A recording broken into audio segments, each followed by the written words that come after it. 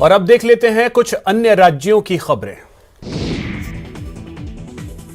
उत्तर प्रदेश के चंदौली से एक हैरान करने वाला मामला सामने आया है। वहां नशे में धुत महिला दरोगा के पति ने बाजार में लोगों पर कार चढ़ा दी, जिसके बाद वहां हंगामा मच गया। इस घटना की जो सीसीटीवी तस्वीरें सामने आई हैं, उन तस्वीरों में आरोपी शख्स की कार जाम में फंसी दिखाई दी। इसके बाद उसने अचानक से कार की रफ्तार बढ़ा दी, जिसकी वजह से सामने की तरफ मौजूद एक मोटरसाइकिल सवार घिसटता चला गया। जैसे ही ये हादसा हुआ, लोगों ने उसकी कार को घेर कर हंगामा करना शुरू कर दिया। लोगों ने उस आदमी को बाहर निकलने की हिदायत दी और कार पर पुलिस का स्टिकर देखते ही लोग और भड़क गए, जिसके बाद नौबत हाथापाई तक आ गई। थाना चकिया में महिला उप निरीक्षक के पति द्वारा कल वाहन चलाते समय दुर्घटना की बात पुलिस के संज्ञान में है। इसमें जांच की जा रही है, विधिक कार्रवाई की जा रही है। हंगामा होते ही मौके पर मौजूद पुलिस वाले उसे अपने साथ थाने ले गए। हालांकि पुलिस ने दावा किया है कि आदमी नशे में नहीं था, बल्कि जल्दबाजी में उससे ये हादसा हुआ। उत्तर प्रदेश के शाहजहांपुर से हैरान करने वाला एक वीडियो सामने आया है। वहां कुछ लोगों ने एक आदमी की पीट कर हत्या कर दी। बताया गया कि खेत में गाय घुसने को लेकर दो गुटों में विवाद हुआ और फिर बात मारपीट तक आ गई, जिसका एक वीडियो भी सामने आया। उसमें एक आदमी दूसरे पर लाठियों से दनादन वार करता दिखाई दिया। लाठियों के हमले से वो आदमी बेहोश हो गया, लेकिन आरोपियों ने उसे पीटना जारी रखा। काफी देर तक लाठियां भांजने के बाद वो लोग उसे मरने की हालत में छोड़कर वहां से भाग गए। इसके बाद जानकारी मिलने पर घायल को उसके परिजनों ने अस्पताल में भर्ती कराया, जहां उसने इलाज के दौरान दम तोड़ दिया। पुलिस ने इस मामले में 3 लोगों के खिलाफ मामला दर्ज कर लिया है। साथ ही वीडियो में दिख रहे मुख्य आरोपी को भी गिरफ्तार कर लिया गया है। इसके अलावा बाकी 2 लोगों की तलाश की जा रही है। घायल को CSC ले जाया गया, जिला अस्पताल ले जाया गया, जहां उसकी मृत्यु हो गई। इस संबंध में थाने पर अभियोग पंजीकृत किया गया है 3 आरोपियों के विरुद्ध। इसमें से मुख्य आरोपी को गिरफ्तार कर लिया गया है। शेष अभियुक्तों की गिरफ्तारी हेतु टीमें बनाई गई हैं। शीघ्र ही इनको गिरफ्तार किया जाएगा। ये लोग उन इंस्टीट्यूशन से प्राइमरी की फॉर्म में काफी पैसा इकट्ठा कर रहे हैं। हिमाचल प्रदेश में एक बार फिर विजिलेंस की टीम का बड़ा एक्शन देखने को मिला है। विजिलेंस की टीम ने एक निजी होटल में दबिश देकर कुछ लोगों के पास से 11.5 लाख रुपए बरामद किए हैं। मामला प्रदेश के कांगड़ा जिले से जुड़ा है। इस इंफॉर्मेशन के ऊपर विजिलेंस ने वहां रेड कंडक्ट करे और उनकी सर्च करने के बाद उनसे 11,48,000 रिकवर किए गए हैं। तो 2 लोगों को उसमें एप्रीहेंड किया हुआ है। कांगड़ा जिले में शिक्षण संस्थाओं के निरीक्षण के नाम पर लाखों रुपए वसूलने का मामला सामने आया था, जिसके बाद विजिलेंस की टीम ने गगल के एक निजी होटल में दबिश दी और एक व्यक्ति और एक महिला से 11.5 लाख रुपए बरामद किए। सूत्रों के अनुसार गुप्त सूचना से पता चला था कि 2 लोग इलाके के 4 शिक्षण संस्थाओं में गए थे। निरीक्षण के नाम पर कमियां बताकर भारी रकम वसूल रहे थे, जिसके बाद टीम ने कार्रवाई की। उत्तर प्रदेश की शाहजहांपुर पुलिस ने भोले भाले किसानों के खातों से पैसे निकालने वाले 2 ठगों को गिरफ्तार करने का दावा किया है। पुलिस पहले ठग का नाम सईद बता रही है, जबकि दूसरे का नाम लालाराम बता रही है। मिली जानकारी के मुताबिक मामला थाना बंडा इलाके का है। पुलिस के मुताबिक ठगों का गिरोह सरकारी योजना पा रहे ऐसे किसानों को निशाना बनाता था, जिनके पास बैंकों में लाखों रुपए जमा होता था। ठग उन्हें सरकारी योजना का लाभ बताकर उनसे रुपए ठग लेते थे। पुलिस ने ठगों से 2,05,000 रुपए और मोबाइल जब्त का दावा किया है। पुलिस के मुताबिक इन ठगों से पूछताछ में कई दूसरे साथियों के नाम सामने आए हैं, जिनकी गिरफ्तारी के लिए पुलिस जगह जगह दबिश दे रही है। ये जो सरकारी योजनाएं हैं, इससे जो व्यक्ति पीड़ित होता है, सरकार द्वारा जो उसमें उनके खाते में पैसा आता है, उसको बेवकूफ बनाकर उनसे पैसे अपने खाते में डलवा लेते थे।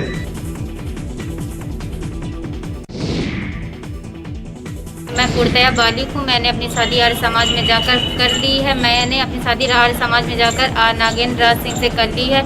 अपने और अपने प्रेमी की जान की गुहार लगा रही ये लड़की उत्तर प्रदेश के फतेहपुर की रहने वाली है। नाम है रुचि त्रिपाठी। इसका कसूर बस इतना है कि इसने अपनी मर्जी से अपना जीवन साथी चुना, जी हाँ, परिजनों की मर्जी के बगैर इसने अपने प्रेमी नागेंद्र राज सिंह से आर्य समाज मंदिर में शादी कर ली, जिसकी भनक लगते ही रुचि के अपने इसकी जान के दुश्मन बन गए। वे आए दिन इसे अंजाम भुगतने की धमकी दे रहे हैं। मामला थरियाव थाना क्षेत्र के रमवा पंथुआ गांव का है, जहां की रहने वाली रुचि त्रिपाठी का गांव के ही एक युवक नागेंद्र राज सिंह से कई महीनों से प्रेम प्रसंग चल रहा था। इसकी जानकारी जब लड़की के परिजनों को हुई तो उन लोगों ने इसका विरोध करना शुरू कर दिया, जिसके बाद दोनों ने घर से भागकर मंदिर में शादी कर ली। परिजनों की धमकी से डरे सहमे प्रेमी युगल एसपी ऑफिस पहुंचे और प्रार्थना पत्र देकर जान माल की गुहार लगाई है। एसपी ने पूरे मामले की जांच के बाद कार्रवाई की बात कही है। संभल कर, क्योंकि सड़क समझकर सरपट भागने की कोशिश जानलेवा हो सकती है। जी हाँ, गड्ढे में सड़क है या फिर सड़क में गड्ढे हैं, कहना मुश्किल है। इनमें से कुछ गड्ढे तो डेंजर जोन के रूप में मुंह बाए खड़े हैं। परेशान करने वाली ये तस्वीरें उत्तर प्रदेश के देवरिया से आई हैं। इसके दोनों तरफ जो है बरसात में पानी के बहाव के कारण जो है पटरियाँ टूट गई हैं पूरी तरह से, और यहाँ आए दिन एक्सीडेंट होता है। कई लोगों ने अपनी जानें भी गंवा चुकी है और कई लोग हॉस्पिटल में जो है इंजर्ड होकर के पड़े हुए हैं। यहाँ पर लोग जब आते जाते रहते हैं, क्रॉसिंग करते हैं तो अक्सर गाड़ियाँ लड़ जाती है, और गाड़ियाँ जब लड़ जाती है तो अनेक लोग घायल हो जाते हैं, कोई मर भी जाता है। लेकिन सरकार इस पे ध्यान नहीं दे रही है, न PWD के सरकारी कर्मचारी ध्यान दे रहे हैं। जी हाँ, सड़कों का हाल बेहाल है। सड़कों में केवल गड्ढे ही गड्ढे दिखाई दे रहे हैं, लेकिन PWD विभाग लापरवाह बना हुआ है। ये तस्वीरें जिला मुख्यालय के गोरखपुर की तरफ जाने वाली ओवरब्रिज की है। इस ओवरब्रिज पर बने सड़क के किनारे दोनों पटरियों पर बड़े बड़े गड्ढे हो चुके हैं, जिनमें गिरकर लोग आए दिन चोटिल हो रहे हैं। लेकिन PWD विभाग के अफसरों को बड़े बड़े गड्ढे नहीं दिखाई दे रहे। इसी रोड से रोजाना जिले के कई अफसर और जनप्रतिनिधि गुजरते हैं, लेकिन किसी की निगाह इन गड्ढों पर नहीं पड़ती। अब आपको उत्तर प्रदेश के मुजफ्फरनगर का एक वीडियो दिखाते हैं, जिसमें एक नेता थाने में रोते बिलखते दिख रहे हैं और पुलिस वाले उसे सांत्वना दे रहे हैं। और इन्होंने मेरा तमाशा बना दिया, मैंने तो कभी इस तरह सोचा नहीं था।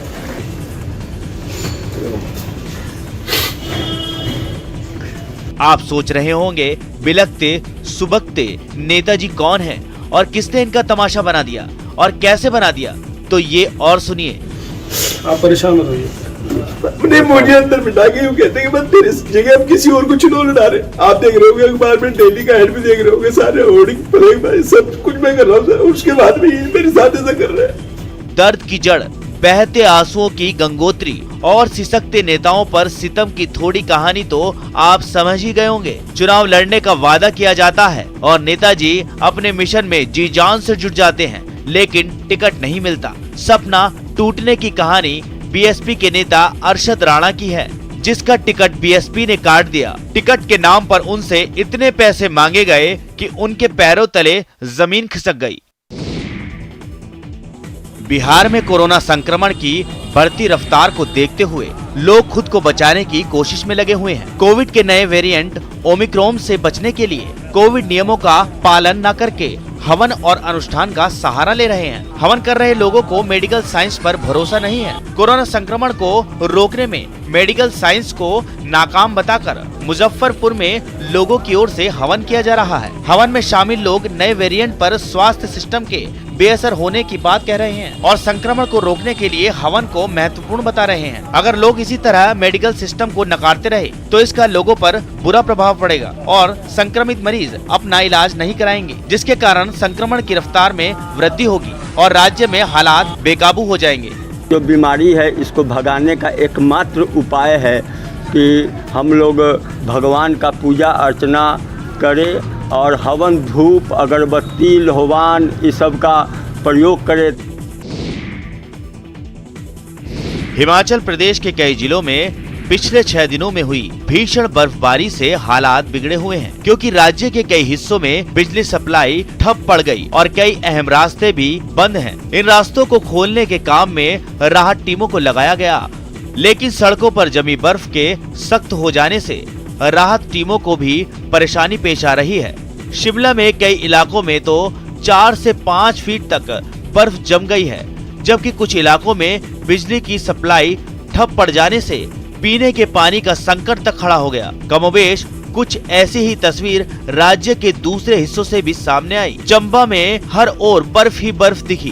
पेड़, मकान, सड़कें सब पर बर्फ का कब्जा हो गया। बर्फ के बोझ से कई जगहों पर पेड़ टूट कर गिर गए, जिनकी वजह से रास्ते बंद हो गए और वहां से गुजरने वाली गाड़ियां रास्ते में फंस गईं। जबकि कुछ लोग अपनी गाड़ियों को धक्का देकर सुरक्षित ठिकानों की ओर जाते दिखे।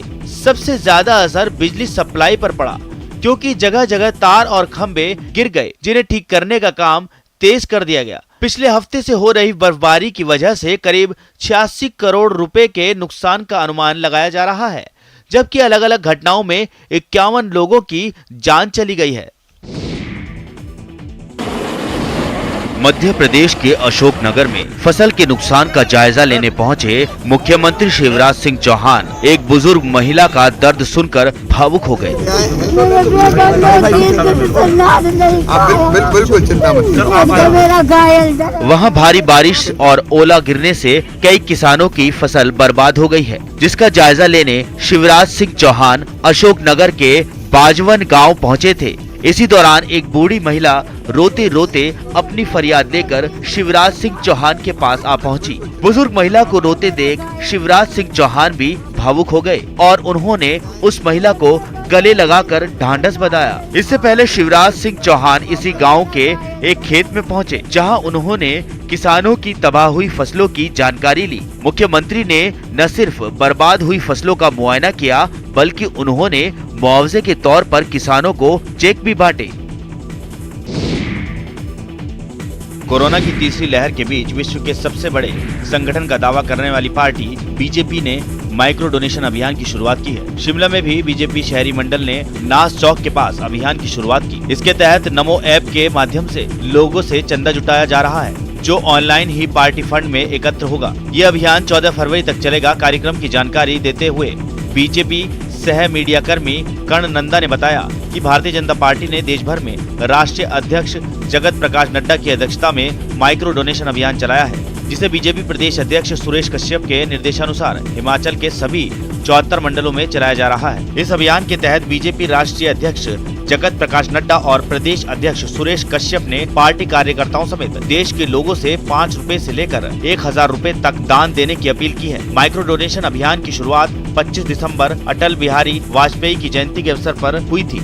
इसका समापन दीनदयाल उपाध्याय की पुण्यतिथि 11 फरवरी को किया जाएगा।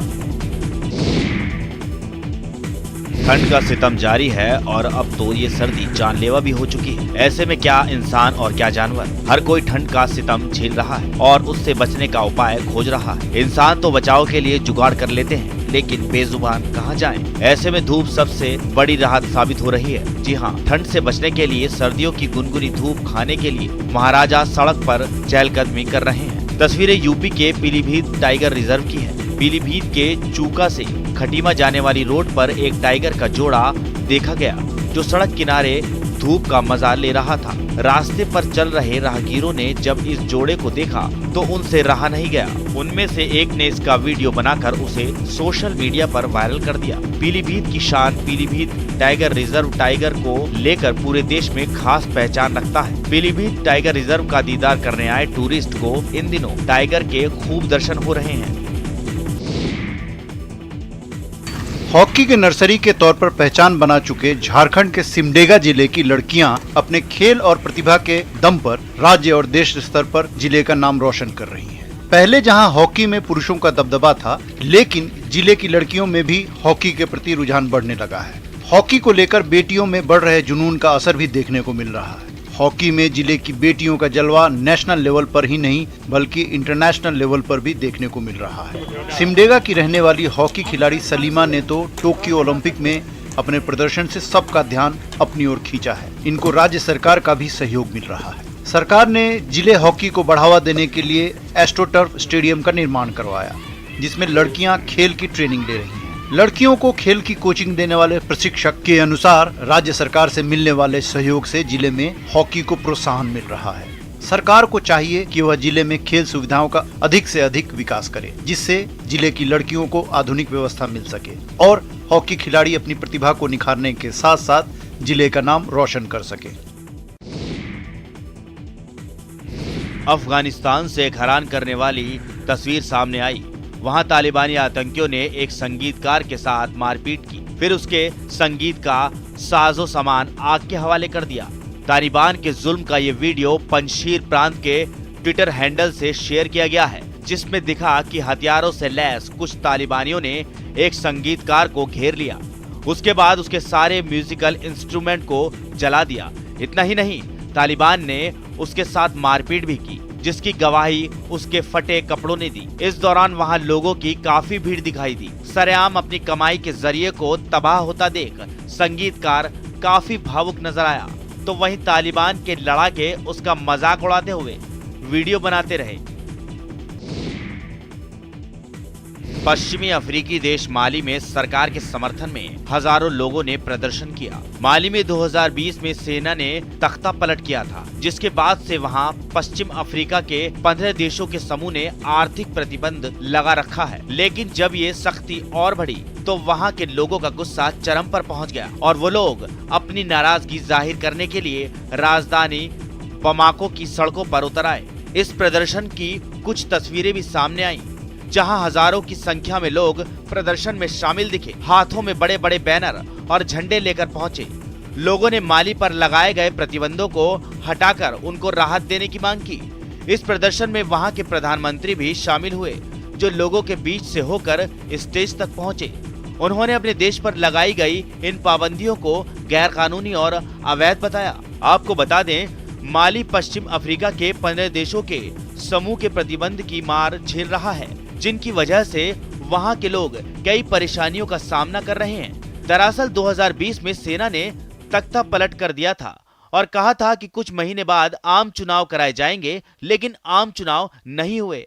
इसके बाद पश्चिम अफ्रीका के आर्थिक रूप से मजबूत देशों के समूह ने वहां की अस्थायी सरकार पर अनेक तरह के प्रतिबंध लगा दिए, जिससे लोगों को खान पान सामान संबंधित अनेक दिक्कतों का सामना करना पड़ रहा है।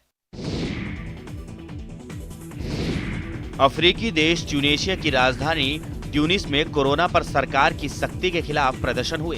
ट्यूनीशिया की क्रांति के 11 साल पूरे होने पर अपने घरों से बाहर निकले लोग कई जगहों पर पुलिस से भिड़ गए। प्रदर्शन की वजह से राजधानी ट्यूनिस की सड़कों पर खूब हंगामा हुआ। एक इलाके से सामने आई तस्वीर में प्रदर्शनकारी आगे बढ़ने के लिए पुलिस से धक्का मुक्की करते दिखाई दिए। इस हंगामे में कुछ लोग घायल भी हो गए। एक आदमी तो बेहोश होकर जमीन पर गिर गया, जिसके बाद वहां मौजूद लोगों का गुस्सा 7वें आसमान पर पहुंच गया और उन्होंने पुलिस के खिलाफ जमकर नारे लगाने शुरू कर दिए। खबर है कि कई जगहों पर पुलिस को प्रदर्शनकारियों पर इससे भी ज्यादा सख्ती बरतनी पड़ी और उन पर पानी की बौछार के साथ आंसू गैस के गोले भी दागे गए। खास बात यह है कि कोरोना के नए वेरिएंट ओमिक्रॉन के बढ़ते खतरे को देखते हुए ट्यूनीशिया की सरकार ने अपने देश में कई पाबंदियां लागू कर दी, जिनमें देश भर में नाइट कर्फ्यू के अलावा सभी सार्वजनिक जगहों पर एक साथ लोगों के जुटने पर रोक भी शामिल है, जिसका कई लोगों ने खुलकर विरोध किया, लेकिन पुलिस भी उन पर कार्रवाई करने से पीछे नहीं हटी। तो 20 मिनट 20 खबर में इतना ही। नमस्कार।